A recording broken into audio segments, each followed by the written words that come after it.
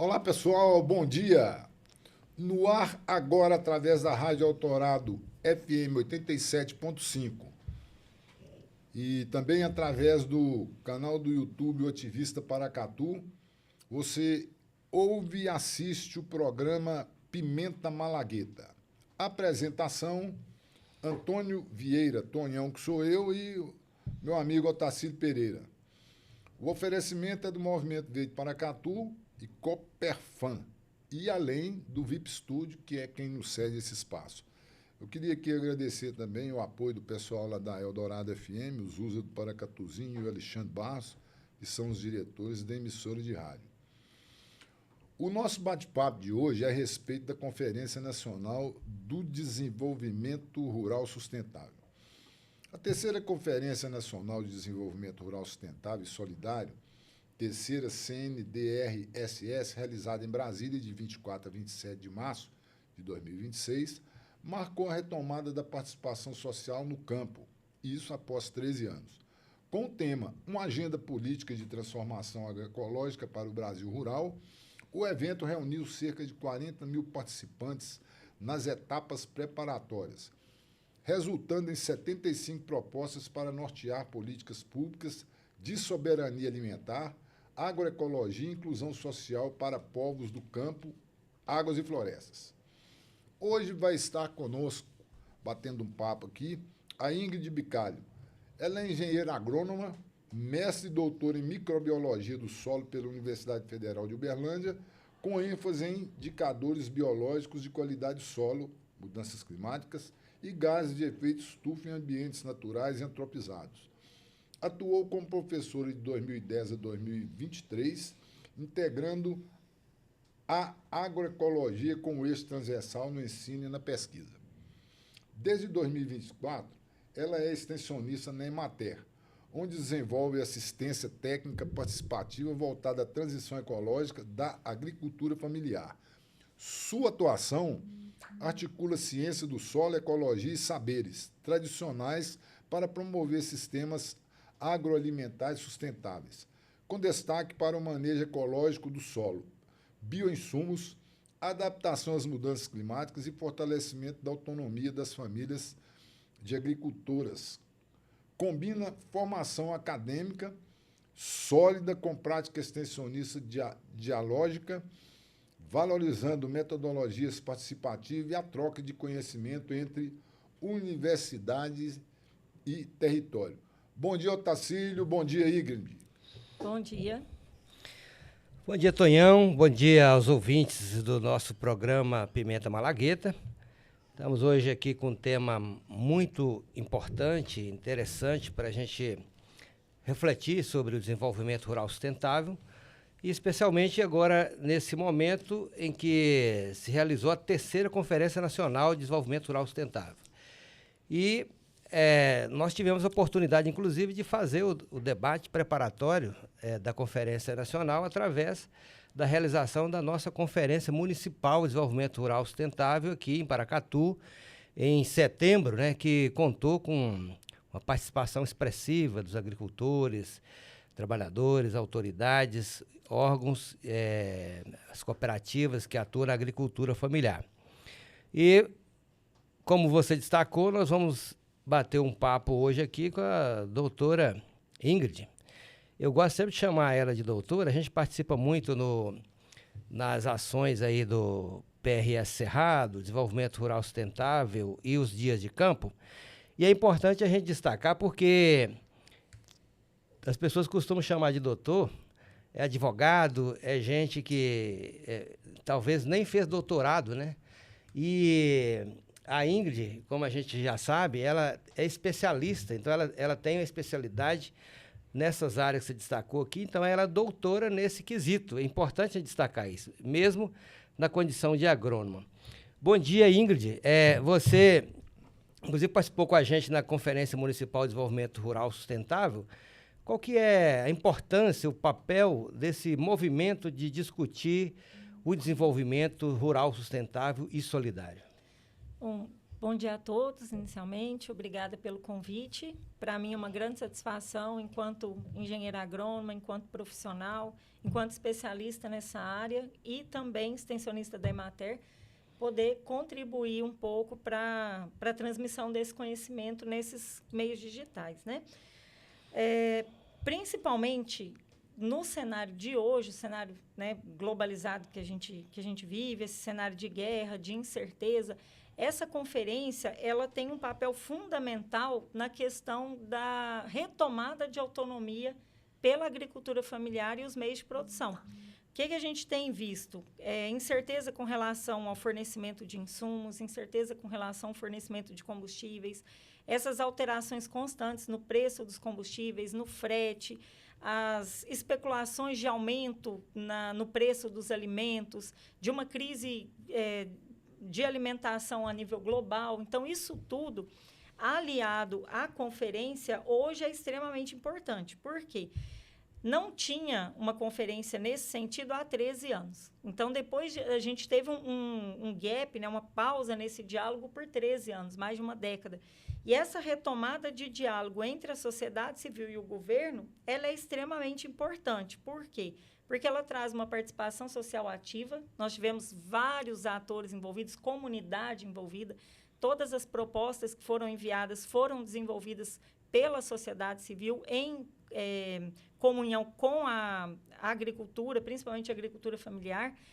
A valorização da agroecologia como eixo estruturante, a gente tem visto, e é pauta sempre dos nossos encontros, né, essa retomada do processo da transição agroecológica, a importância disso no fortalecimento da agricultura familiar. Então, cada dia, esse diálogo ele tem se solidificado mais nos meios. O reconhecimento também dos saberes tradicionais da agricultura familiar, e aí aqui eu trago uma fala da minha amiga, da minha colega de escritório, a Jordane, que ela sempre fala, e a gente, 2 semanas atrás, a gente participou de uma conferência de agroecologia em Sete Lagoas, que foi promovida pela Emater, da Regional de Sete Lagoas, em parceria com a Embrapa, e aí eles trouxeram alguns saberes, teve uma troca muito, muito bacana lá, falaram sobre milho crioulo, né, cultivo de milho crioulo, a comercialização, isso tem ganhado espaço. Então, qual foi uma das falas que chamou a atenção nossa? E casa muito com uma coisa que a Jordane sempre fala, a gente sempre fala. Um dos produtores, ele é agrônomo também, fez estágio nos Estados Unidos, veio de um ambiente totalmente tecnificado ainda em comparação ao nosso e tudo. E aí ele fala que ele estudou a vida inteira para aprender a fazer o que os avós dele faziam. Então, o princípio agroecológico, ele traz isso, né? Uma retomada do que já vinha sendo trabalhado, do que já era feito e funcionava, mas não tinha um respaldo científico. E aí entra as minhas pesquisas, da Jordane, de toda uma comunidade que acredita que a gente pode recuperar isso por meio de uma agricultura mais sustentável, agroecológica. E outra coisa também interessante é a construção das políticas públicas, em parceria, né, entre sociedade civil e política. Então, isso daí foi muito importante. E quais as bases que eles trabalharam lá, né? Principalmente a justiça social, o equilíbrio ambiental e a viabilidade econômica, que são o tripé da sustentabilidade. Então, a gente sabe que quando a gente tem esses 3 fatores unidos, esses 3 fatores juntos, a gente consegue promover sustentabilidade. Você tocou num ponto extremamente importante, que é esse envolvimento do público, de fato, que produz no processo de debate das políticas públicas. A gente tem essa ruptura que teve nos últimos anos, de não ocorrer essa consulta, esse ouvir a comunidade envolvida, trouxe muitos prejuízos, né? Inclusive, exatamente o fortalecimento de um processo produtivo muito trabalhado pelo agronegócio, que são os pacotes tecnológicos, da semente transgênica, do adubo químico, dos venenos. E a conferência ela traz um outro viés que aponta para uma outra visão de sociedade que nós precisamos de trabalhar, que é o resgate do sistema tradicional de produção saudável, mas com base nas ciências. Isso. é até bom tocar nesse ponto, porque a agricultura hoje, a gente pode enxergar de duas maneiras, né? Uma separação, na verdade. A gente tem a agricultura, que é para promover a entrega de alimentos saudáveis para a população, e aí a agricultura familiar no Brasil ela é mestre nisso. Inclusive, a gente tem vários modelos sendo replicados ao longo aí, né, dos outros países. Nos outros países do mundo, há um exemplo do sistema do PENAE, né, da política do PENAE de alimentação escolar. Então, isso é promovido pela agricultura familiar. E quando a gente fala de agricultura familiar, a gente está falando de pequenos agricultores, que têm uma limitação em tamanho de área, que a gestão ela é familiar, que a renda ela tem um teto de renda. E esses agricultores que produzem o que alimenta a mesa de grandes produtores, de políticos, da sociedade como um todo. E aí, essa dependência de pacotes tecnológicos, ela veio por quê? Porque a gente tinha uma pesquisa que comprovava também que isso funcionava. E os saberes tradicionais, eles são observações empíricas. Então, a gente vê que uma casca de ovo quebrada, se a gente coloca ela no solo, se ela está ali no solo, ela melhora um crescimento. Mas pautada em quê? Explicado como? E por muitos anos, a ciência ela deixou de buscar essas explicações. Ela deixou de tentar entender isso. É igual a Jordana também fala, vou citar ela novamente. Lá atrás, como que a gente melhorava uma dor de cabeça? Com chá, às vezes uma erva. Tá com dor de estômago, tem uma erva. Tá com dor de cabeça, outra erva. A criança precisa de um vermífugo, tem uma erva. Mas cientificamente funcionava? Uhum. E aí um outro colega meu até trouxe a questão da bênção, né? De benzer a propriedade. Tem cobra, vem uma benzedeira, a cobra vai embora. Então, isso era um saber que ele não tinha uma comprovação científica. E a ciência, os pesquisadores, eles começaram a olhar para isso e ver que tinha explicações científicas. Então, eu sei hoje que se eu trabalho uma compostagem no solo, eu vou melhorar o ambiente do solo.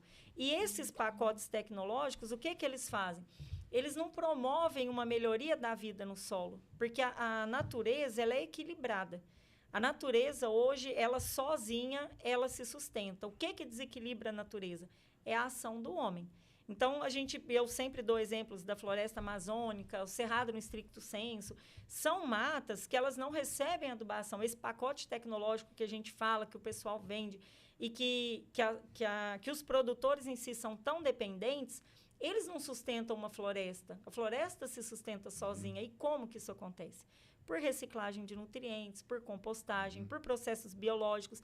Então, ao longo de alguns anos, e a gente fala... dentro da pesquisa, dentro da área científica, o tempo, a passagem de tempo para nós, ela é um pouco diferente da passagem de tempo que a gente vive. Então, se eu for falar de um processo de formação de solo, né, o latossolo, por exemplo, que é um solo extremamente... domina mais de 70% do território brasileiro. Vamos fazer um parênteses aqui, né, para poder falar disso. Nós temos aí mais de 70% do território brasileiro ocupado pelo latossolo. É um solo extremamente velho. Quando eu falo velho, qual que é a escala de tempo? Não é 90 anos, 95 anos. São 30 milhões de anos, pelo menos. Então, dentro da ciência, as escalas temporais elas são um pouco diferenciadas. E os estudos em microbiologia do solo eles são recentes dentro da nossa escala de tempo. Então, são estudos bem recentes. E a gente consegue comprovar, por meio de pesquisa hoje, que realmente a agricultura regenerativa, o processo de compostagem, o fortalecimento da microbiologia do solo, esse equilíbrio, se a gente consegue recuperar esse equilíbrio, a gente consegue promover desenvolvimento e produção. E aí vem uma outra questão, né, que seria produção para quem? Porque se for produção para exportação... A gente sabe, tem um concurso pessoal de produção de soja, um concurso chama SESB. Todo ano ele premia os maiores produtores. E nos últimos anos, os maiores produtores eles têm conseguido uma agricultura melhor, um solo com uma maior qualidade, a ponto de você encontrar minhoca numa lavoura de soja, o que até pouco tempo atrás era impossível. Mas buscando esse viés de recuperação de solo, de agroecologia, de processos biológicos. Igor, eu queria te pedir para você explicar para o pessoal, porque não é todo mundo que sabe o que é agroecologia. Sim. Né? Então, a gente fica falando uma palavra muito difícil, né? Embora a gente seja da área, a gente conhece. Então, você falar sobre essa questão da agroecologia e depois eu vou fazer algum comentário rápido sobre hortas, sobre microbiologia do solo. Bom, a agroecologia ela é uma ciência que ela estuda o sistema de produção baseado na utilização do próprio sistema natural. Então, talvez não fique tão fácil de explicar, eu vou exemplificar. Num sistema agroecológico, o que eu tenho? Eu tenho um processo de... o enriquecimento do solo acontecendo de maneira natural via adubação, então, via compostagem. A adubação ela é pela própria decomposição dos organismos do solo. Eu tenho ali um equilíbrio entre as espécies vegetais que estão sendo desenvolvidas e esse equilíbrio ele afasta pragas, ele afasta doenças. Então, a gente tem um sistema que ele funciona baseado na sustentabilidade natural do ambiente. Então, eu vou ter... eu excluo a necessidade de insumos químicos, porque o próprio sistema ele consegue se equilibrar e promover essa produção. E são produções altas. Né? A gente tem qualidade de Acho solo que e produção para ajudar elevada. no processo, eu, como agricultor, você trabalhar no mesmo espaço várias culturas. Você trabalha com a hortaliça de folha, você trabalha com a frutífera, uma laranja, uma banana, e você trabalha com outras plantas que talvez você ache que não tem utilidade para alimentação, mas ela tem utilidade para o sistema. Por exemplo, uma planta como o feijão guandu, que vai, a raiz dela penetrar profundo no solo, descompactar o solo e, ao mesmo tempo, fixar nitrogênio extraído do ar. Então, é esse consórcio de várias atividades ou várias culturas ao mesmo tempo, no mesmo espaço, que caracteriza um sistema agroecológico, né? Onde todo o sistema trabalha em parceria, funcionando de maneira equilibrada e perfeita. Isso, né? Igor, vou dar um exemplo para você, Maltacílio. Há uns 35 anos atrás, eu adquiri um pedaço de terra pequeno, meio hectare, 5.000 metros quadrados, e lá era um malhador de gado. Sabe que malhador onde o gado ficava, pisoando ali, né? Tinha um terreno grande, eu comprei um pedacinho, e naquele pedacinho é onde o gado ficava todo... Dormia ali. Então, a terra lá, você não tem noção do que era essa terra. Aí, o que eu fiz? Na época, tinha um prefeito aqui em Paracatu que eles não tinham estrutura ainda para cuidar da cidade, das áreas verdes e tal. Então, ele cortava grama aqui, depois que a grama estava com 1 metro de altura ou mais.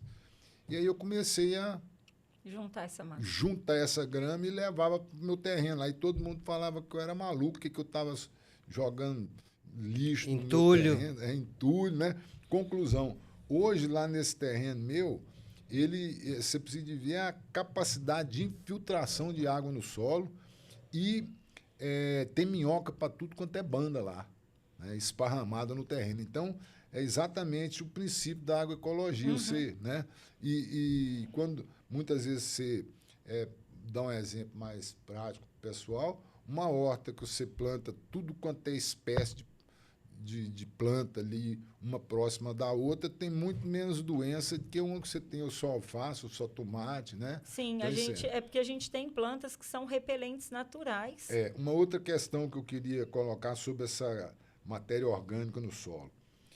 É muito simples, basta a gente observar que toda árvore, quando as folhas dela caem, parece que é uma coisa natural, ela já jogar a folha no pé dela para aquilo ali virar o próprio composto, adubo para a árvore. Isso, e retorna ao sistema. E com relação à microbiologia que eu queria comentar, que muitas pessoas às vezes não sabem, em 1 centímetro cúbico de solo, 1 centímetro, assim, 1 por 1 por 1 por 1, um quadrado cúbico de solo, tem mais micro-organismos do que os seres humanos no planeta Dentro inteiro. do corpo, Só na superfície do solo tem mais de 100 mil micro-organismos ali. Isso. Né? E a gente fica jogando veneno, né? Maltratando a terra e vai perdendo essa capacidade de ter uma terra mais sadia. O Né? próprio monocultivo, né, essas lavouras extensas, elas também fazem essa seleção de micro-organismos. Geralmente, a gente tem o sistema da planta, a boca, né, que a gente fala, a raiz da planta, ela funciona principalmente por trocas. Então, trocas a nível radicular com os micro-organismos. Então, a gente tem alguns que são promotores de crescimento, fixadores de nitrogênio, né, como é a questão também um dos grandes avanços da agricultura, e saiu aqui do Brasil, foi justamente essa descoberta também. E para a gente ter uma ideia, hoje em dia, o que os cientistas conhecem de micro-organismos a nível de espécie não chega a 1% do que tem realmente no solo. Então, é isso mesmo que você falou. Uma colher de chá de solo, a quantidade de micro-organismo que tem ali é infinita. E o desconhecimento nosso também. Tanto que a gente teve grandes avanços na solubilização de fósforo, com micro-organismos que têm a capacidade de tornar o fósforo insolúvel, solúvel, para a planta poder absorver. A promoção de crescimento, controle de pragas, controle de doenças, e tudo está ali no solo. E já funciona. Uma das desvantagens que a gente tem dessas lavouras extensas, né, de uma cultura só, é justamente isso. A riqueza de micro-organismos ela é perdida. E a gente tem estudos comprovados, com imagens até, a nível de DNA, para poder mostrar a abundância desses organismos, a abundância das espécies em um sistema de monocultivo e em outros tipos de sistema. Porque aí a gente fala em sistema convencional, com aração, gradagem, sistema de plantio direto, de cultivo mínimo, o sistema agroecológico, um consórcio de lavoura e pecuária, ou lavoura, pecuária e floresta, né, que são os SAFs. A gente tem estudos hoje que mostram a diferença entre a diversidade e a abundância de organismos nesses sistemas. E aquele que ele, quanto mais preparado o solo, menor é a diversidade de organismos nesse ambiente. Você tocou num ponto importante no início da sua fala, que é essa dependência externa que o Brasil tem de adubos, né? Principalmente os nitrogenados, fosfatados, né? Mas, voltando para a nossa realidade da agricultura familiar, essa dependência também ela é latente, da dependência externa à propriedade, à atividade rural, que é de tudo que o agricultor desenvolve. Então, hoje, a semente do milho vem de fora, você tem que comprar nas grandes distribuidoras, o adubo, todo o processo de cultivo, ele é externo à propriedade. Sim. Enquanto antigamente, os agricultores todos guardavam a sua semente, ninguém comprava adubo para plantar, e o processo da agroecologia, ou o processo de debate que está sendo feito nesse momento, nessa construção da conferência, é um pouco de voltar esse olhar para dentro do meio da agricultura familiar, para ver o que nós temos hoje, que precisamos de voltar a fazer para diminuir essa dependência externa, né? Como é o caso, por exemplo, da produção dos bioinsumos, né, nas propriedades, não é isso? Essa é uma das visões do desenvolvimento sustentável. Sim, a questão do bioinsumo, ela vem de frente com essa redução nessa dependência externa, e ela também vem de frente com o que a agroecologia vem buscar, que é um desenvolvimento sustentável dentro da propriedade. Você conseguir ali produzir tudo que você precisa. O que é basicamente, né, o bioinsumo? É qualquer produto, seja ele promotor de crescimento, para controlar praga, para fertilizar o solo, que ele tem origem orgânica. Então, a gente consegue, a partir da compostagem, adubos naturais, adubos orgânicos, a gente vai chamar de biofertilizantes. A gente consegue, a partir dos micro-organismos, até indígenas da própria área, né, que é o melhor, promover o crescimento das plantas, promover o controle de pragas. Ontem a gente teve um dia de campo falando sobre pastagem, então a gente tem, é possível desenvolver bioinsumos para controle de pragas em pastagem. A cigarrinha hoje é um problema, a gente já tem pelo menos 2 espécies aí que dá para trabalhar no controle dessa praga. Então, o bioinsumo, ele vem para ajudar o agricultor familiar nesse sentido. E outra questão importante também é o econômico, porque a gente tem essa dependência externa, né, desses insumos, ela também traz uma dependência financeira. Não é barato. Comprar um produto químico não é barato. Às vezes, você não consegue uma quantidade para a sua área e eles não vão abrir uma mercadoria e vender um pouco. Então, é um pacote mesmo. E, no caso do bioinsumo, você consegue aquela quantidade que você precisa para aquele momento. Lógico que a gente precisa trabalhar ainda uma mudança de mentalidade, né? Tem muitos agricultores que eles colocam a dificuldade assim, é difícil de aplicar, é trabalhoso. Mas o que na zona rural não é trabalhoso?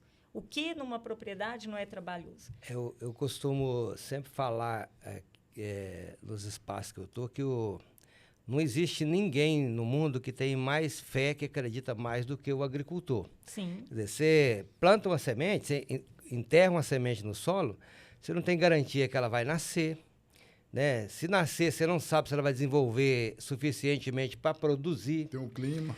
Tem o clima, né, que você depende disso. Se produzir, ainda você corre o risco de não colher, porque esse ano, por exemplo, com o excesso de chuva que nós tivemos na época da colheita, muitas lavouras aí se perderam, porque tem todos esses riscos. Desde depois de colher, você ainda pode correr o risco de não ter uma venda adequada, de não vender aquele produto, de não receber. Então, eu falo o seguinte, para você botar um dinheirinho no bolso a partir da produção agrícola é um verdadeiro testemunho de fé. Sim. Porque o processo é muito longo até o dinheiro chegar no bolso do agricultor. Mas a conferência, ela aponta e traz essa discussão desse debate, que a gente precisa de pensar especificamente do ponto de vista da segurança alimentar e nutricional. Quer dizer, a gente precisa de desenvolver o meio rural baseado na agricultura familiar, pensando em alimentar bem a agricultura familiar que produz, não depender de produtos externos para a gente poder sobreviver e ainda ter a capacidade de colocar esses produtos saudáveis na mesa do consumidor. Né? Porque é sabido que a agricultura familiar é que alimenta o Brasil nos requisitos básicos, hortifruti, né, ovos, e mais de 70% da maioria dos produtos que está na mesa de cada dia, ele sai da agricultura familiar. Né? O agronegócio, ele produz commodity, milho, soja, açúcar e álcool, né? O arroz, o feijão, a carne de porco, de aves, ovos, né? Hortaliça. Quem de fato faz chegar na mesa do agricultor, é a agricultura aliás, familiar. quem faz do consumidor é a agricultura familiar. Né? É isso mesmo. E aí a gente tem que olhar a importância da agricultura familiar. E o que o governo, enquanto bem público, órgão público, pode fazer para poder ajudar e fortalecer, de maneira que o produtor ele tenha condições depois de continuar, de dar continuidade a esse processo. Eu lembro uma vez, logo que eu vim para Paracatu, primeiro encontro nosso numa reunião do Conselho Municipal de Desenvolvimento Rural Sustentável aqui do município. E aí eu lembro que você falou da sua preocupação com a sustentabilidade dos benefícios que a agricultura familiar recebia. Porque o agricultor familiar ele tinha que ter condições de, mesmo após o auxílio, continuar caminhando com as próprias pernas. E muitos, eles acabam se tornando dependentes desses pacotes de ajuda. E o correto seria o quê? Utilizar esse pacote para firmar a sua atividade, para poder se fortalecer e desenvolver. Até a própria política de PRONAF hoje, que o governo tem, né, que é o Programa Nacional de Fortalecimento da Agricultura Familiar, o intuito principal é esse, é dar condições para o agricultor familiar de estabelecer uma determinada atividade, conseguir sobreviver no campo, não apenas ele, mas esposa, filhos, né, promover essa sucessão rural posteriormente e conseguir fortalecer ali. E, a partir dali, ele poder desenvolver mais ainda a sua atividade e outras atividades. Igor, eu queria só fazer uma colocação. Será que esse pacote de ajuda, que sempre continuam dando para os pequenos produtores, principalmente, será que isso não é uma ação proposital do poder público nos municípios, não? Para que os municípios ficam dependentes do poder público municipal e aí eles utilizam daquilo para fazer campanha política, entendeu? Será que isso não tem nada a ver com isso? Então, Tonhão, é uma ótima pergunta e ela vai para o âmbito da política, né? Porque a gente sabe que hoje em dia todo mundo, não existe almoço de graça, né? Que o pessoal fala. Não existe almoço de graça. Então, com certeza, alguma coisa é esperada. Na minha visão, Ingrid, né, pessoa, eu acredito muito que, independente de qual seja o intuito, a ajuda ela é válida. A dependência é que, na minha visão, não. Porque eu acho que é aquilo, não dar o peixe, ajudar, ensinar a pescar. E aí o produtor continuar a conseguir mas ir a ajuda com que a eu estou perna. dizendo é quando ela se transforma nessa dependência, entendeu? Eu estou falando nesse Então, sentido. a questão da dependência, isso me preocupa. Porque as bases do desenvolvimento sustentável é você desenvolver as atividades de tal maneira que elas tenham sustentação. Se sustentam. Então, por exemplo, aqui no caso nosso de Paracatu, nós temos um programa aqui todo ano, que é básico, né?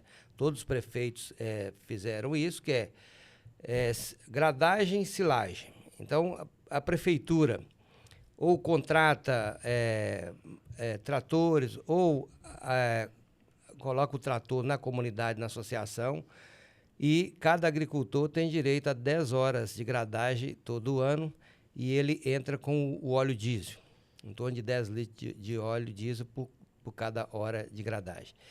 E a ensilagem, ela é gratuita. Então, a prefeitura contrata o servidor, o prestador de serviço, e o corte de até 15 horas para cada agricultor é gratuito. Então, esse é um debate que nós sempre fizemos, porque, nesse caso específico, o município está subsidiando uma atividade importante, né? Está ajudando o produtor a se organizar, a produzir. Mas ele está direcionado a um setor específico, que é da produção de leite. Então, o agricultor que está fora dessa atividade leiteira, ele perde um subsídio importante, que hoje 15 horas de trator. Hoje, ele está em torno de quase R$3.000 contratado diretamente. Então, R$3.000, um subsídio para o agricultor, é muito relevante. Mas ele precisa de ter uma porta de saída desse processo. Quando é que o agricultor vai deixar de receber o subsídio? Quando é que ele conseguiu desenvolver suficiente para não necessitar mais do subsídio? Acho que esse talvez seja o ponto de debate que a gente precisa aprofundar nele, se a gente quiser, de fato, construir um processo sustentável de desenvolvimento, né? Otacílio, isso aí que você está dizendo é mais um comentário em cima do que eu falei, mas eu quero dizer o seguinte. Para que... Uma das questões que eu vejo para que o produtor rural se torne independente dessa dependência, né, do poder público, o que o poder público podia fazer? Eu acho que é por isso que tem a questão da merenda escolar, que é o poder público adquirir do produtor e incentivar ele a produzir rapadura, mel, né, e outros alimentos para vir para a merenda escolar. E já imaginou um município igual Paracatu, que de 100 mil habitantes, se a municipalidade resolvesse adquirir tudo que ele leva para a merenda escolar, da agricultura familiar, do pequeno produtor, eu tenho certeza que esse processo aí ia se tornar muito mais fácil, os produtores iam ficar muito mais independentes, Otacílio. Você cria sustentabilidade, porque você tem que pensar o processo completo. A produção começa com o crédito, assistência técnica, o crédito, o meio de produção e a comercialização. Acho que esse processo ele tem que ter, até para a gente pensar na sustentabilidade, né, do desenvolvimento, ele tem que ter o processo fechado. Então, para onde é que vai o produto? Então, voltando no exemplo anterior, quem trabalha com leite, por exemplo, ele tem um aporte de recurso do município que vai ajudá-lo no preparo do solo, no plantio. Hoje o município está fornecendo até uma parte da semente, né, dentro do pacote tecnológico, e depois o município ainda ajuda a cortar, fazer o silo. Só que na hora dele vender o leite, não tem nenhuma ação do poder público para comprar esse leite com preço mais justo, para poder equilibrar a balança. O queijo, manteiga, requeijão. Exatamente. Então vai ficar sempre na dependência desse processo anterior, porque lá na frente, no final das contas, o agricultor ainda não conseguiu sair dessa dependência do poder público.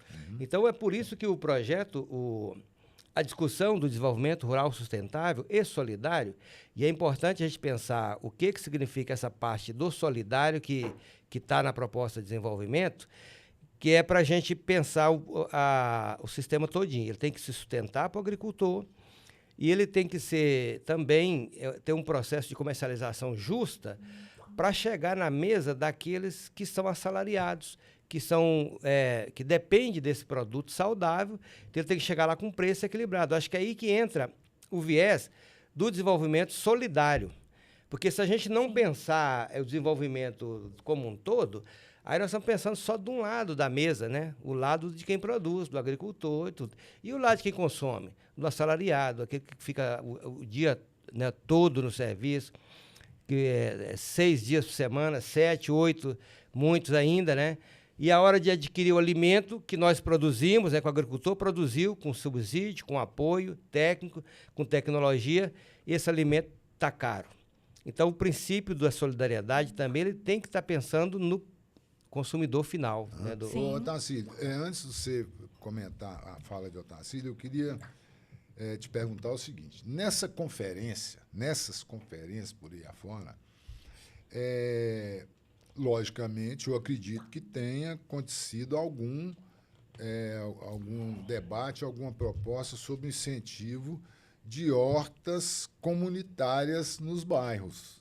O que a horta comunitária vai proporcionar?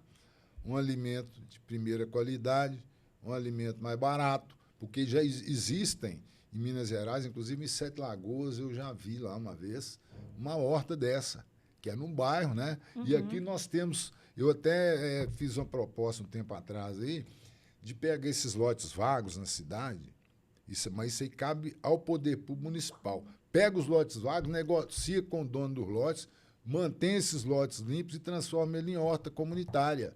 E aí o lote continua sendo do proprietário, logicamente, mas tem uma parceria com os bairros para fornecer alimento para as escolas, para os órgãos públicos, né? Uma horta, tem vocês da Emater, tem a Secretaria de Agricultura que pode trabalhar junto. Eu acho que isso é um sonho, mas é possível de fazer. Né? A gente tem que ter uma parceria mesmo firme entre o órgão público, o órgão de assistência técnica, porque quando a gente fala em produção de alimento para humanos, né, a legislação ela é muito rígida em cima disso. Para evitar a contaminação, até tem uma discussão grande também em cima de alguns processos de compostagem, de alguns bioinsumos, não do bioinsumo em si, mas do processo de fabricação, para garantir a segurança de quem vai consumir o alimento, a não contaminação. É igual a questão do queijo também. Isso, né? Exatamente. A do queijo também o pessoal fica muito em cima, justamente por conta disso. É um alimento que vai alimentar seres humanos. Então, tem risco à saúde, questão de contaminação, os ovos também, né? Então, sempre que a gente fala de alimentação humana, seja uma horta comunitária, seja lá dentro da propriedade, tem que ter um cuidado muito grande com relação ao que está sendo colocado ali, o que está sendo produzido, a qualidade desse alimento. E, por isso, até, tem uma agregação de valor no preço final. Hoje em dia, um produto orgânico, considerado orgânico, com selo orgânico, né, um produto agroecológico, quando ele vai para o mercado, o valor dele é maior do que aquele produto de bancada. Então, das discussões que a gente viu lá em Sete Lagoas, na conferência que a gente participou, foi justamente isso. A dificuldade que o agricultor de produtor orgânico tem de fornecer aquele produto num valor acessível para a população.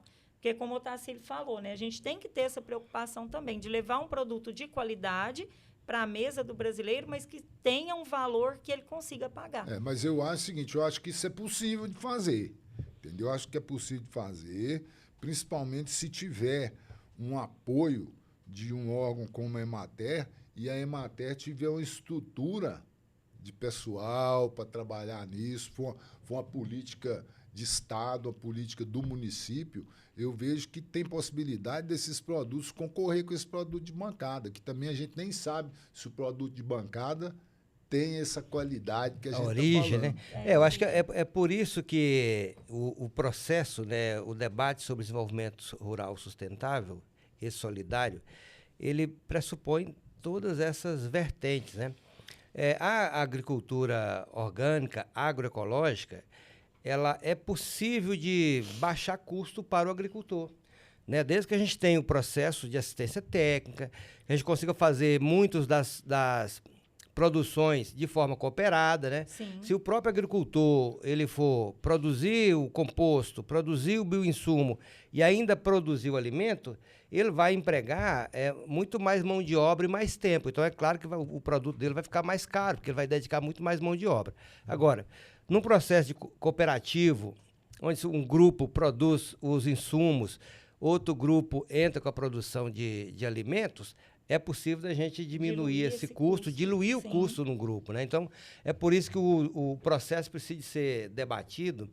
E essa conferência, eu não peguei o resultado final da conferência, mas tenho certeza que das 75 propostas apresentadas aí, debatidas e tiradas, porque nós aqui em Paracatu, nós apontamos todos esses problemas, né? E apresentamos soluções também na conferência. Soluções que dependem aqui do município, soluções que dependem de uma política mais ampla de governo federal, né? Para melhorar o processo, mas essencialmente passa pelo desenvolvimento local. Sim. Né? Eu destaquei 6 dessas principais propostas, né, das 75, porque foram mais de 40 mil pessoas, né, participando, mais de 1.000 propostas enviadas, e aí eles selecionaram 75 e enxugaram essas, né, 6 principais. A primeira é o fortalecimento da agroecologia como uma política pública transversal. Então, entendendo que a agroecologia ela consegue comunicar várias esferas, né?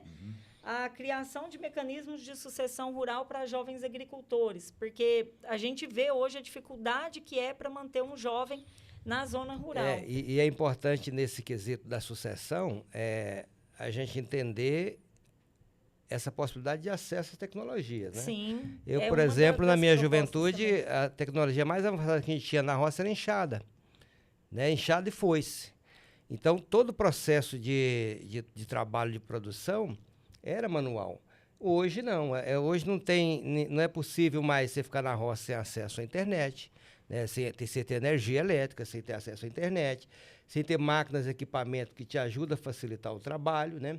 Sim. E a juventude, então, não vai se sentir atraída para o trabalho no campo sem essas condições, né, mínimas para ficar lá no campo e continuar desenvolvendo as atividades. Então, a sucessão rural hoje é muito mais exigente a discussão do que no passado. Isso. Né? E até falando dessa questão do acesso, né, de internet, conectividade, eles trazem também a questão da transição energética, principalmente com energia fotovoltaica, e também da conectividade rural.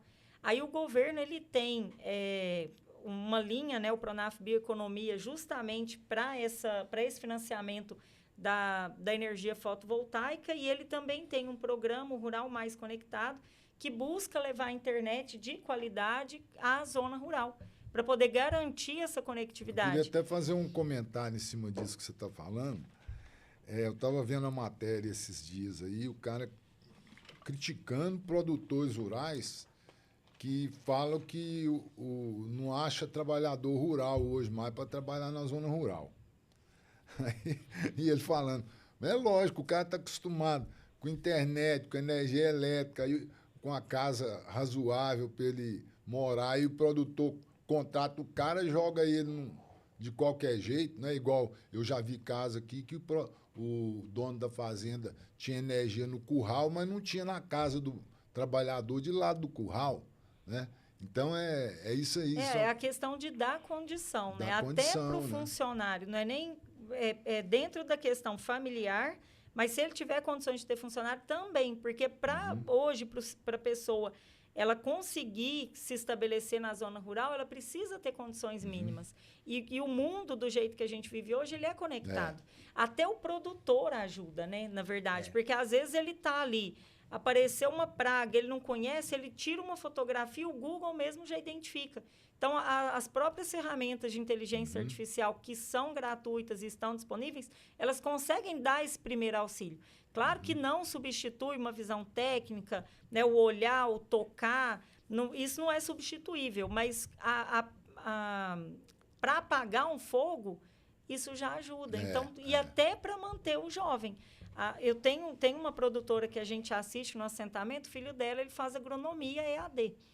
Mas ele está estudando, e ele está estudando na zona rural. Então, eles levantam de madrugada, tira leite, dá o horário, ele entra, pega o computador, acessa o curso, estuda, faz as provas, tudo, deu o horário do leite, ele volta para a atividade e ele consegue fazer tudo ali.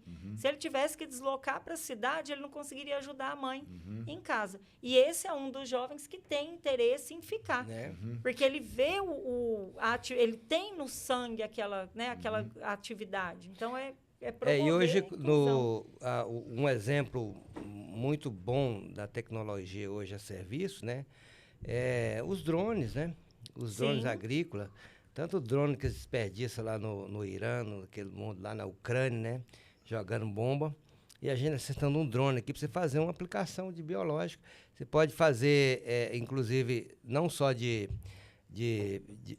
produtos líquidos, né? Como você soltar os inimigos naturais, né? Dependendo do tamanho da sua área a ser desenvolvida. Né? Um drone te ajuda a desenvolver as atividades, leva o jovem de volta, porque vai ter uma atividade também que ele gosta de fazer, né? Ele está ali no campo. Então, essas tecnologias todas precisam de estar a serviço. Né? A gente lembra que a agricultura, principalmente mecanização agrícola e os outros, foi desenvolvido em função das guerras. Né? Em função das guerras, desenvolveram, inclusive, os produtos químicos que nós temos hoje, uma boa parte deles foi desenvolvido como arma de guerra, arma química que hoje está sendo usada para a agricultura. Então, usar as tecnologias também do bem, que já tem hoje, para chegar ao alcance do desenvolvimento da agricultura familiar no campo. Né? Em vez de comprar um trator que custa R$300 mil, um drone de 50 mil, você faz um trabalho excelente em muitas áreas, né? Que precisa de chegar para a comunidade. Com uma efetividade até maior. Exatamente, com maior eficiência até. Melhor, custo-benefício, não gasta combustível. Tarcísio, essa questão do conhecimento, isso tem que chegar na sociedade de qualquer maneira. Conhecimento mesmo, tem que dar um jeito de chegar. Eu até estava conversando com o Tobias, que é presidente do comitê do Paracatu Urucuia, porque a gente sabe que esse ano nós tivemos problema por falta de água para irrigação e tivemos problema por excesso de água. Chuva. Né? Aí eu falando com ele, que eu nunca vi aqui em Paracatu até hoje, enquanto eu tive como presidente do comitê do Paracatu, propus várias vezes a gente pegar climatologista para vir aqui, mas não é pé de bode, não, é nego fera, né? Para vir aqui para bater um papo com a turma, para fazer com que a turma compreenda e entenda essa questão da crise climática que nós estamos passando. Aí eu sugeri para ele pegar o Carlos Nobre. O Carlos Nobre ele é um dos maiores climatologistas do mundo e o comitê vai ter recursos para trazer ele aqui, fazer um grande evento de ponta, para ele levar essas informações pequenas, médias, grandes, para o pessoal da reforma agrária, agricultura familiar, para eles entenderem o que está acontecendo, porque esse ano eu vi muita gente perder soja, por exemplo, porque não teve jeito de colher, e vi também muita gente plantar 3 vezes a soja. E não ter chuva, né? Não ter chuva. E aí você perde energia, perde recurso, é um estresse danado, é qualidade de vida que o cidadão perde, né? Então vamos ver se o comitê vai eu acho que tem que usar todas as ferramentas que temos, os instrumentos, as instituições, os organismos que nós temos para colocar isso a serviço do desenvolvimento da sociedade, né? Senão não faz sentido ter tantos órgãos, né? Isso. E a gente não conseguir melhorar. Bom, para você que chegou aí agora, nós estamos hoje conversando aqui sobre desenvolvimento rural sustentável, com ênfase na agricultura familiar, no desenvolvimento solidário, e batendo um papo aqui com a doutora Ingrid Bicalho, ela que é engenheira agrônoma, é extensionista da Emater aqui em Paracatu. Ô Ingrid, nós estamos chegando aqui na reta final do programa, mas eu queria deixar aqui o espaço para você fazer ainda alguma consideração sobre esses temas que nós trabalhamos aqui hoje nesse debate. Bom, Tacílio, mais uma vez, né, gostaria de agradecer o convite, a participação, a gente está sempre à disposição. Para mim, falar sobre desenvolvimento sustentável, agroecologia, essa melhoria na vida do solo é um tema que me agrada muito, me deixa muito feliz, é uma coisa que eu acredito há vários anos. Então, eu lembro de um professor que ele falava que era impossível, isso é até bíblico, né? Impossível servir a dois senhores. Então, ou você vai amar um e odiar o outro, ou você vai amar o outro e odiar um.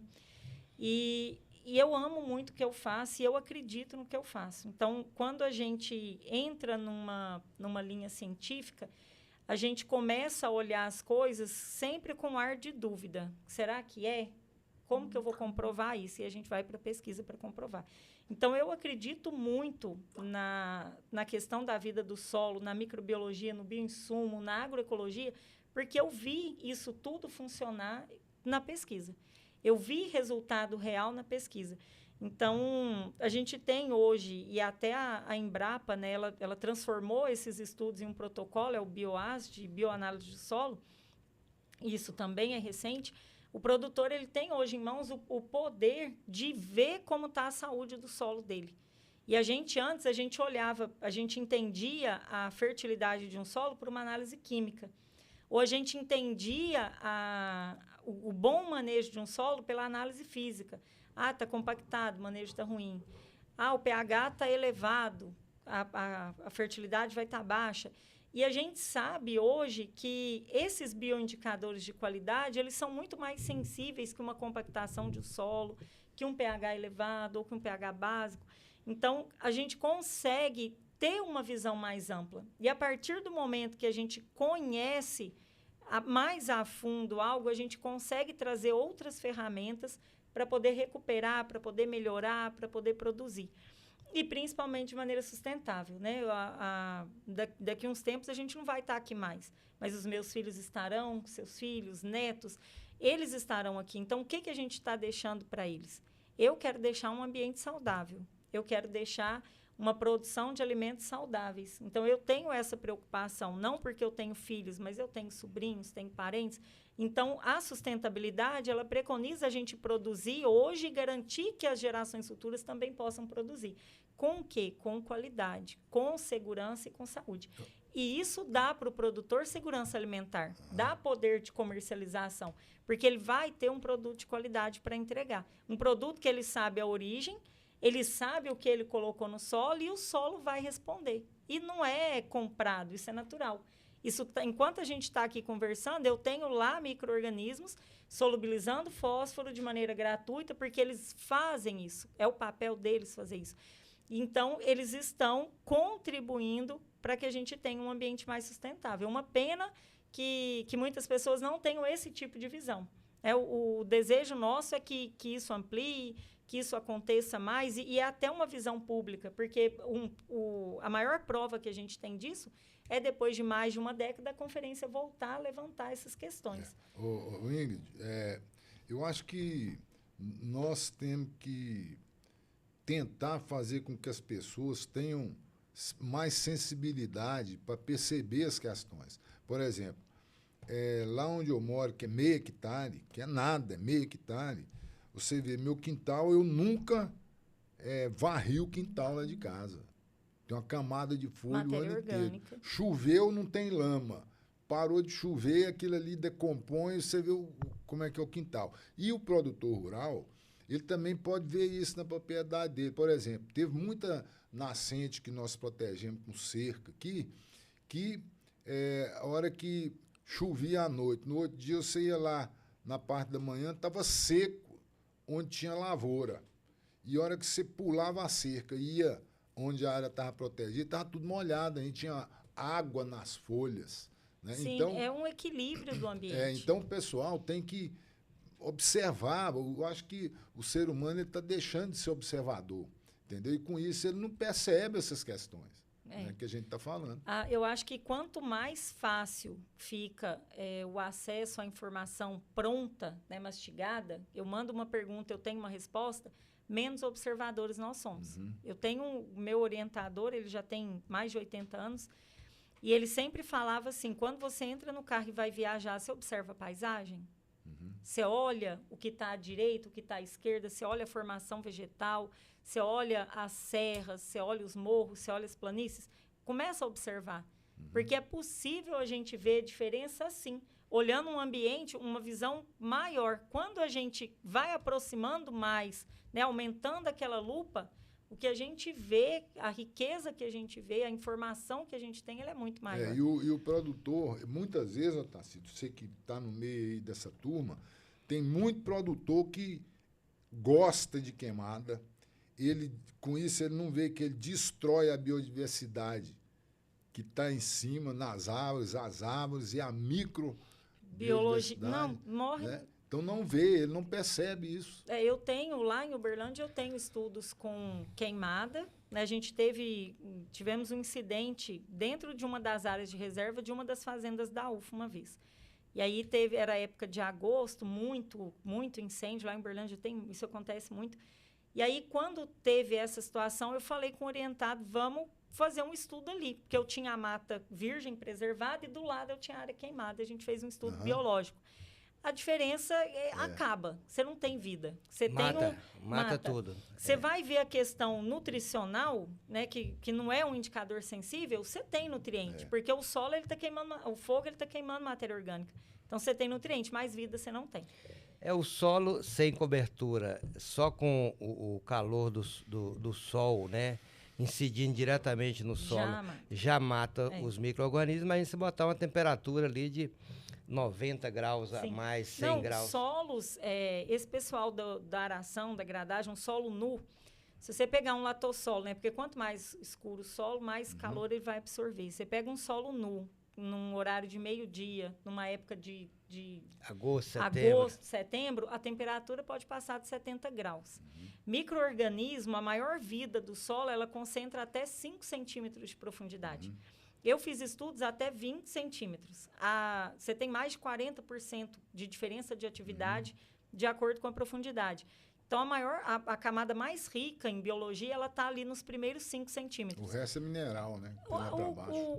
E é onde a planta desenvolve, ela né? acaba, isso. É onde a planta desenvolve. Porque se a gente for considerar que o maior volume de raiz está até 20 centímetros, tem muita raiz que é invisível, né? Que a gente nem enxerga, ela está ali, por cima. E aí, outra coisa também importante, que é o papel dos fungos, né? As micorrizas, elas estabelecem uma relação com o sistema radicular que ela triplica até a capacidade de absorção da raiz da planta, pela simbiose com a micorriza. Então, quando a gente pensa em saúde de solo, isso tudo tem que ser conservado, isso tudo tem que ser preservado. Bem, o nosso papo está muito bom, mas nós temos que cumprir horário. Eu queria te agradecer pela presença. Eu acho que um papo desse aqui para a comunidade vai ser muito importante, né?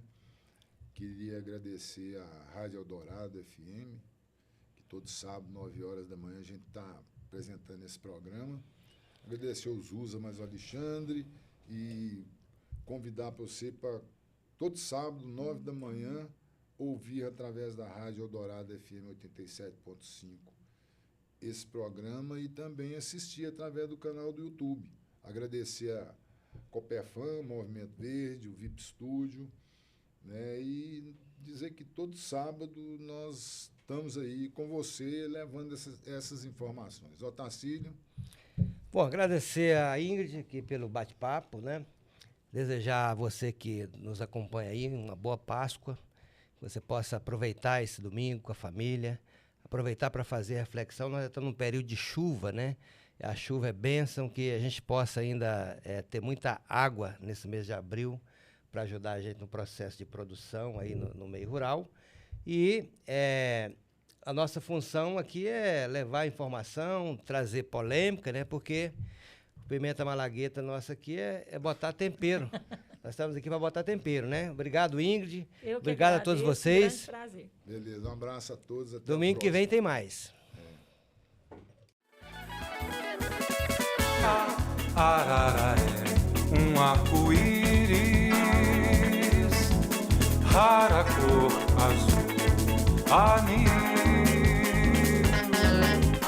Ara aos ventos com seu verde folha, acende as matas com seu vermelho febril. A arara que poderia ser o símbolo do Brasil. Cor de ouro, cor de mel e cor de cobre, nobre aquarela sobre uma tela, pátria das cores mil. Arara vem, arara vai, arara tem todo o direito